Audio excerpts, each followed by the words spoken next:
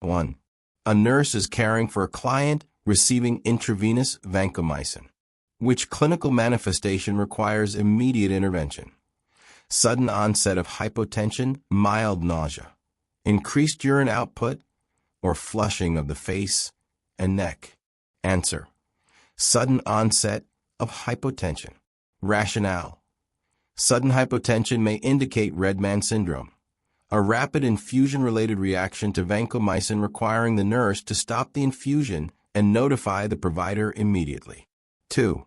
A client prescribed warfarin reports black, tarry stools. What should the nurse do first? Check the INR level, administer a laxative, encourage hydration, or hold the next warfarin dose? Answer: hold the next warfarin dose. Rationale: black, tarry stools suggest gastrointestinal bleeding, a serious side effect of warfarin. The dose should be held, and the provider notified before administering further anticoagulants. 3. A nurse prepares to administer digoxin to a client with heart failure. The apical pulse is 52 BPM. What should the nurse do next? Document the finding, give the dose, hold the dose, or notify the client's provider? Answer: hold the dose. Rationale: digoxin can slow the heart rate. If the apical pulse is below 60 BPM, the nurse must hold the dose and notify the provider to prevent bradycardia. 4. A client is prescribed lithium for bipolar disorder. The client reports new onset of nausea and tremors. What should the nurse assess first? Hydration status, last meal, sleep pattern, or dietary salt intake? Answer: hydration status. Rationale: dehydration can lead to lithium toxicity. Nausea and tremors are early signs, so assessing hydration status helps identify risk of toxicity. 5. A nurse delegates the task of checking a blood glucose level to a UAP. After administering regular insulin, what is the nurse's priority? Confirm blood glucose was checked, monitor for hypoglycemia, recheck blood pressure, or document medication administration? Answer: monitor for hypoglycemia. Rationale: regular insulin can cause hypoglycemia quickly after administration. Monitoring for symptoms ensures patient safety. Delegation does not remove the nurse's responsibility for monitoring effects. 6. A client on furosemide reports muscle weakness. What laboratory value should the nurse check first? Potassium, calcium, magnesium, or sodium?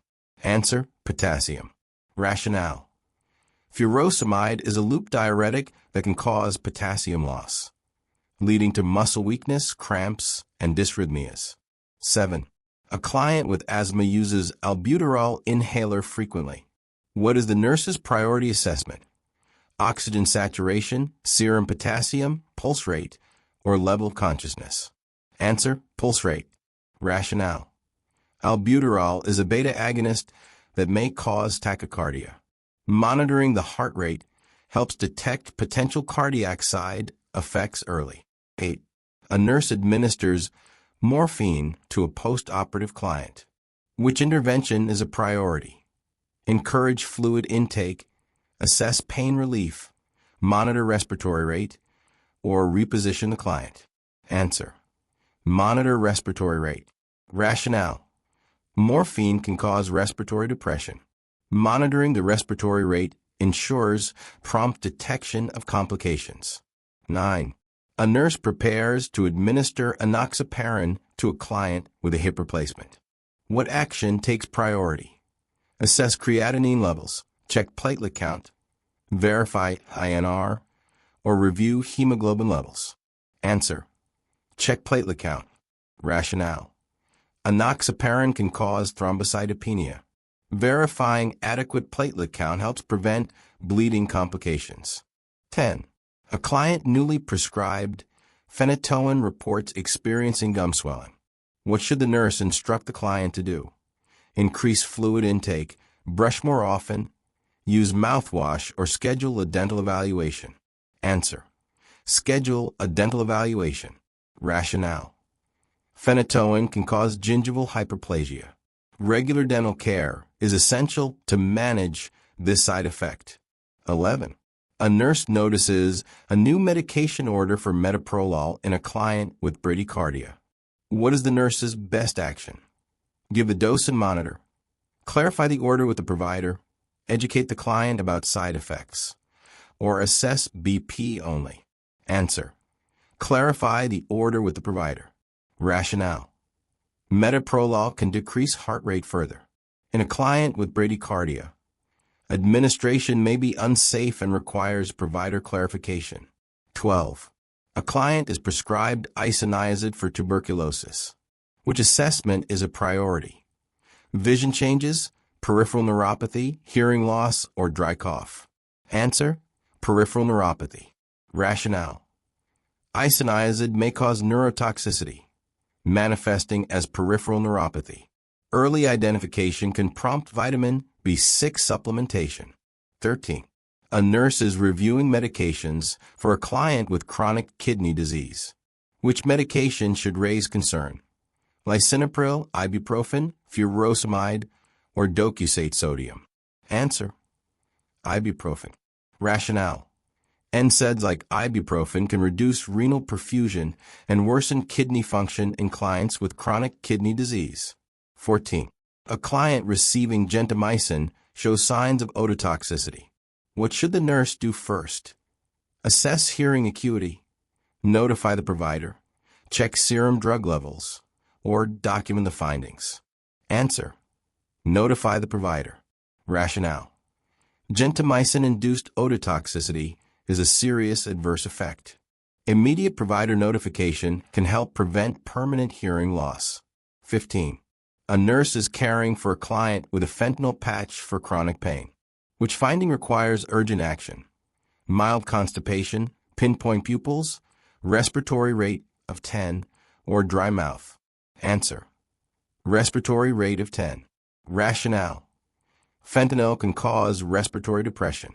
A rate of 10 is below normal and requires immediate intervention. 16.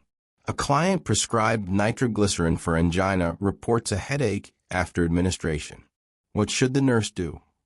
Withhold future doses, notify the provider, reassure the client this is expected, or encourage hydration? Answer. Reassure the client this is expected.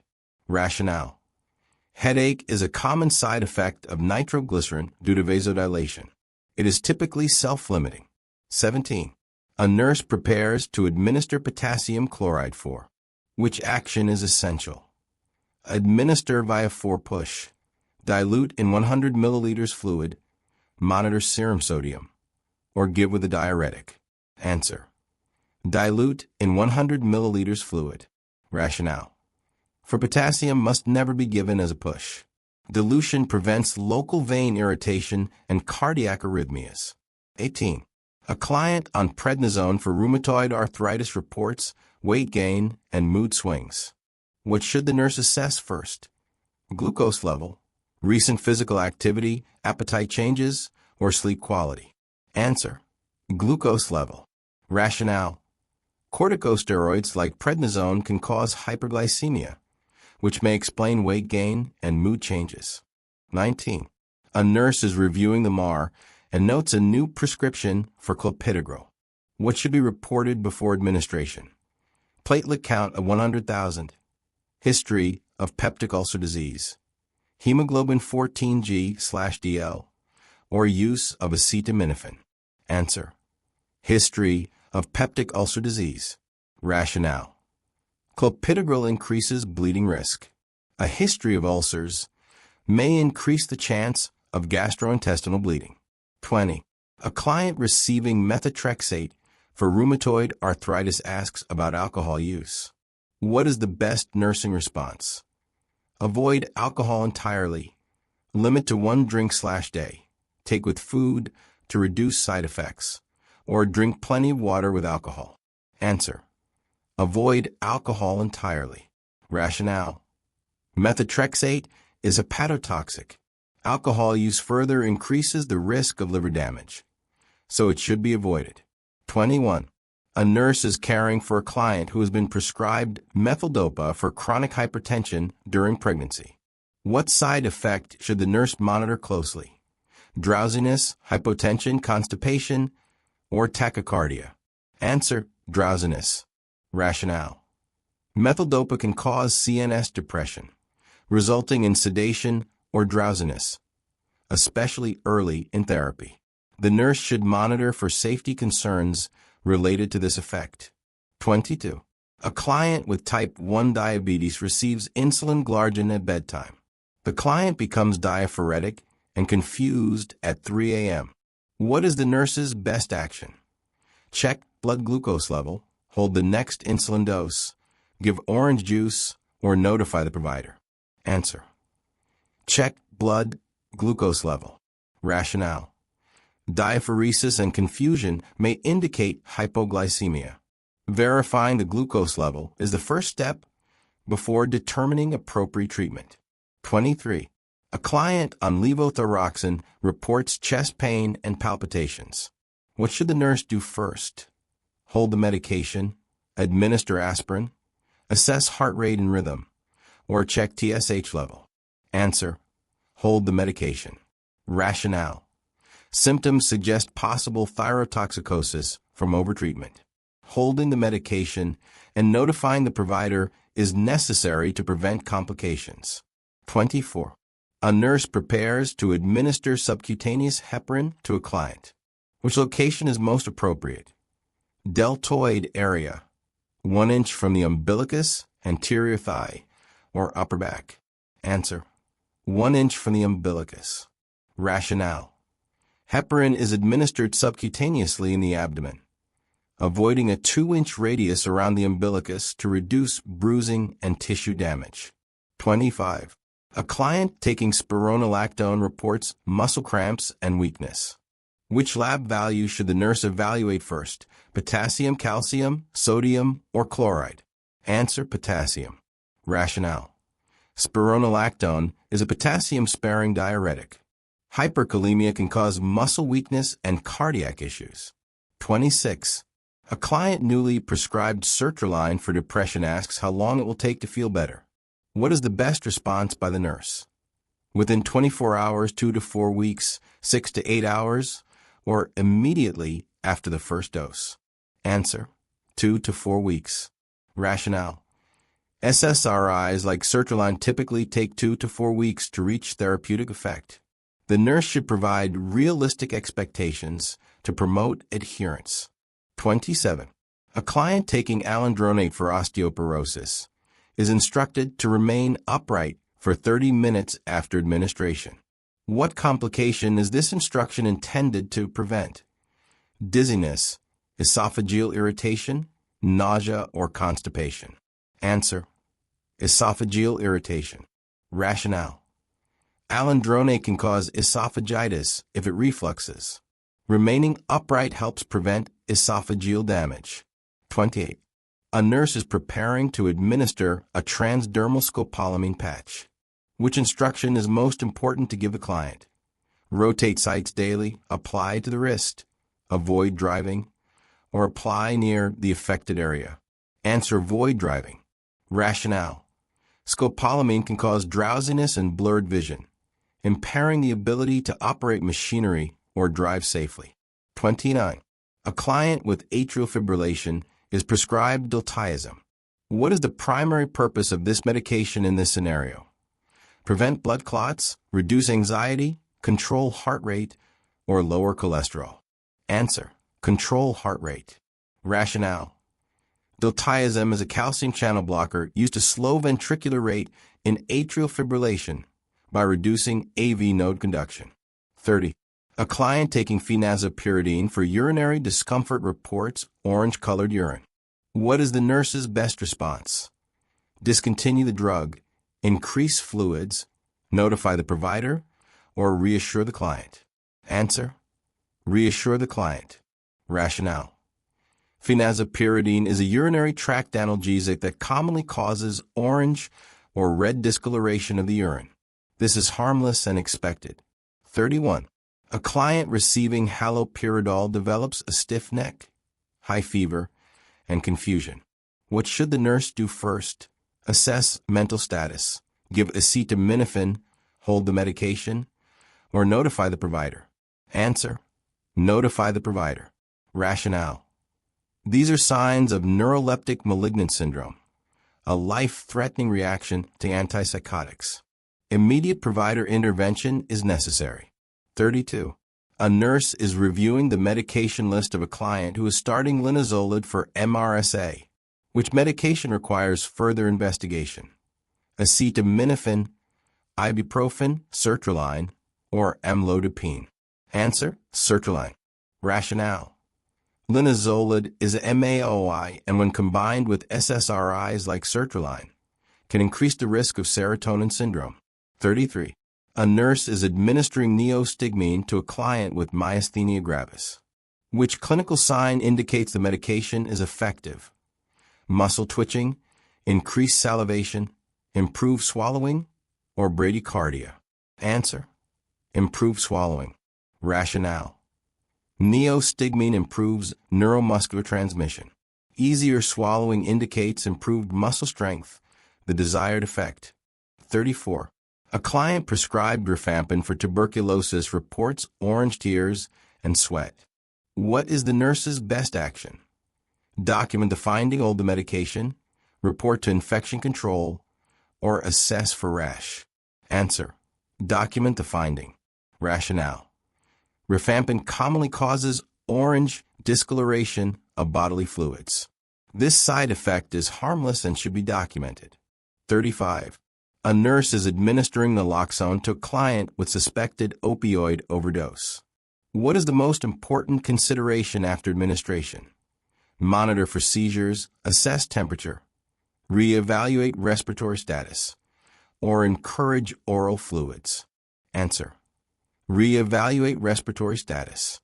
Rationale: naloxone reverses opioid-induced respiratory depression. The client must be monitored closely for return of symptoms due to naloxone's short half-life. 36. A client taking captopril develops a dry, persistent cough. What should the nurse anticipate the provider will do? Increase the dose, stop the medication, change to a beta blocker, or prescribe a cough suppressant? Answer: stop the medication. Rationale: a dry cough is a common adverse effect of ACE inhibitors like captopril. The provider may switch to an angiotensin receptor blocker, ARB. 37. A client taking chlorpromazine reports feeling faint when standing. What instruction should the nurse provide? Take with food, avoid dehydration, rise slowly from sitting, or report symptoms immediately? Answer: rise slowly from sitting. Rationale: orthostatic hypotension is a common side effect of chlorpromazine. Teaching a client to change positions slowly can prevent falls. 38. A nurse is reviewing discharge instructions for a client prescribed nitrofurantoin for UTI. Which statement requires follow-up? I will take it with food. I will complete the full course. I may have dark-colored urine. Or, I will stop taking it once symptoms improve. Answer: I will stop taking it once symptoms improve. Rationale: antibiotics must be taken for the full course to prevent resistance and recurrence. This statement requires correction. 39. A client with a history of seizures is prescribed valproic acid. Which lab result is most important to monitor? Potassium, liver enzymes, BUN, or glucose? Answer: liver enzymes. Rationale: valproic acid is hepatotoxic. Monitoring liver function helps detect adverse effects early. 40. A client with glaucoma is prescribed timolol eye drops. What should the nurse assess before administering this medication? Intraocular pressure, heart rate, pupillary reflex, or vision acuity? Answer: heart rate. Rationale: timolol is a beta blocker that may be systemically absorbed and cause bradycardia. Monitoring pulse ensures early detection of this side effect. If you found this video helpful, don't forget to like, subscribe, and share with your fellow nursing students. Hit the bell icon so you never miss an update. See you in the next one. Happy studying!